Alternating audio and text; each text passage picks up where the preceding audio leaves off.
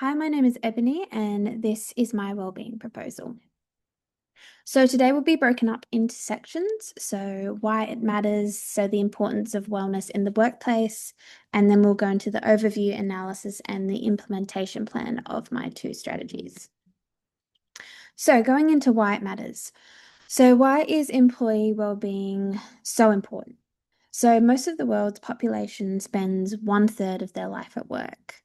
So, Australia is currently in a mental health crisis that impacts 45% of the population. So, this increase in disease is associated with significant personal, family, and workplace distress.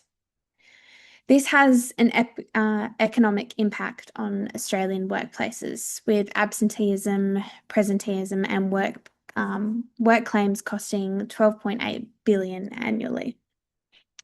There is a large body of research identifying a range of important work factors that may impact employee mental health. So these factors are workload and job demands, social support, work recognition, leadership style and support, and in my personal opinion, most importantly, workplace atmosphere. So going into the overview, so the benefits of a wellbeing program. So the rise in productivity. So employees who are happy and have good well-being have a better quality of life. So in turn, this means increased productivity, and they're more likely to want to contribute to their workplace compared to other employees who have low well-being and mental health. Reduce absenteeism and presenteeism. So, a main reason for the implementation of a wellbeing program is to improve employees' overall health and happiness. So, in turn, to lower illness-related absenteeism rates. So, the healthier and the happier employees are more likely to stay focused and be productive at work. Increase job satisfaction. So, a workplace which has consideration for the employee's well-being has shown to influence employees' job satisfaction. So, well-being programs, therefore, are more likely to positively impact an employee's job satisfaction. Improve mental health. So, this is a huge one. So, well-being is dependent on employees who have good mental, also physical and emotional well-being and health. So, a workplace that prioritizes well-being is more likely to improve the mental health of their employees, leading to happy employees, leading to happier, to better performance. So, it builds strong relationships. So, a good workplace well-being can lead to stronger relationships, which can increase social well-being. I'd also boost team morale. So workplaces that provide wellbeing programs are recognized more positively by their employees regarding their overall attitudes and morale. So a team that is happier is more likely to want to come to work each day and enjoy work. So my first strategy is connecting with nature, and this is split into kind of two sections.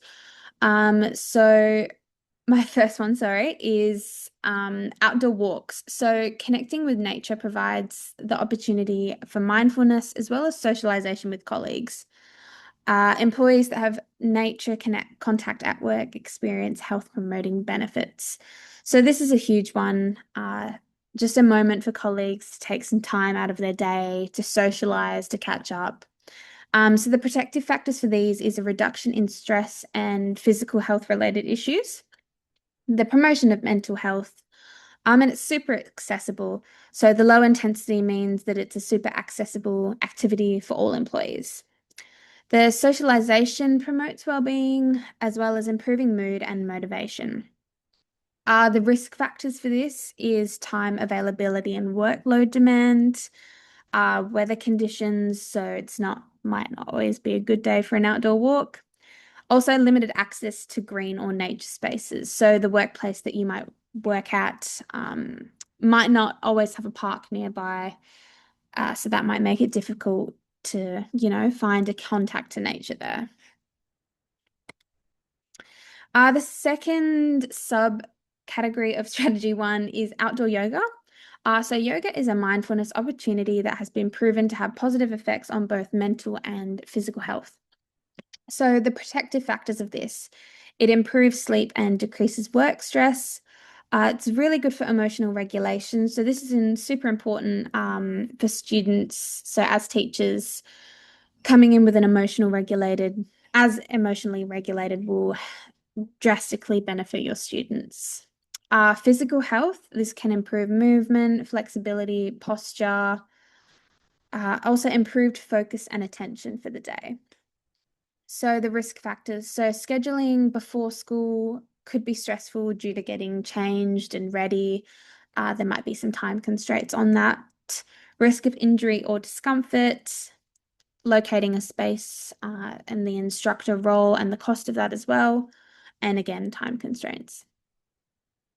So, my second strategy is team building activities. So, studies have reported positive outcomes due to teamwork sessions. This has been proven by many research articles. So, the protective factors of this, so increase social and professional support. So, teams that come together are more likely to develop their collaboration skills, improved communication skills. It also boosts team morale and job satisfaction, reduces workplace conflicts, and improve team cohesion and performance. So, in a school setting where teachers are mostly in their classrooms, coming together twice a week or however many times to really work on those skills and come together as a team is super important. Some risk factors. So, personality differences, that's always a factor. Workload and time constraints. Teachers might need to work a little bit after school that day. Also, lack of planning and organization. So, this one doesn't require a lot, but it does definitely require some planning, some materials, etc. So, the implementation plan for the outdoor walks. So, this will occur twice a week. The walk can be facilitated by the group that shows up on the day, so it can be super low maintenance, or the walk can be facilitated by a different teacher each week. So, it gives a different employee the opportunity to try and pick a route, make it exciting for the team. Outdoor yoga, this would occur once a week. There's a couple of options. The school can pay for a teacher to do a 1 day basic yoga course. This isn't too expensive, but it is, again, very basic skills. Or the school can bring in a qualified yoga instructor to run the session each week. This would probably be the option I would go for. So hiring a yoga instructor for a workplace can cost between 120 to 180, depending on the workload packages. So if we're doing it for a workplace, we could combine it into a package. So the time of day for the strategy one, contact to nature. So why scheduling connecting to nature at the beginning of the day is super beneficial. So it reduces attention and mental fatigue. So this is linked to a lack of contact with nature. So it improves the capacity for attention and mental fatigue, which will really help at the beginning of the day going into the classroom. Reduction in stress improves positive feelings and emotions. Also, the connecting to nature can really assist in grounding. And again, what we said before, emotional regulation at the beginning of the day. Promoting positive mental health outcomes and improved overall mental health. So the implementation plan for strategy two, so this is again like the outdoor walks, it'll occur twice a week. This will be facilitated by myself and or a member of the leadership team.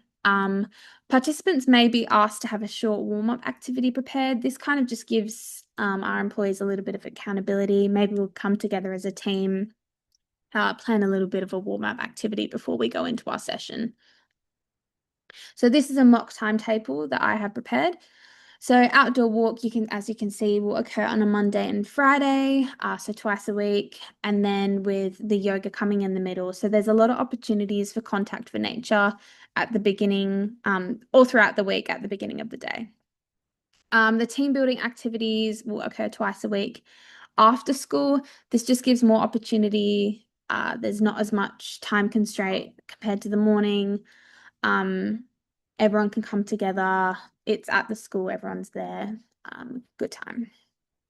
This is an example that I ran at my current place of work. So this was a paper playing contest. This one was super easy to organize. We did it in between services. The team really enjoyed it, and it was super good to put it into play to see how it would work out. Some more examples. So group riddles or puzzles, team sports, trust, blindfolded navigation, trivia, or quizzes. So these are all super easy examples that don't really require that much effort and can be set up really quickly. These are my references. Perfect. Thank you so much.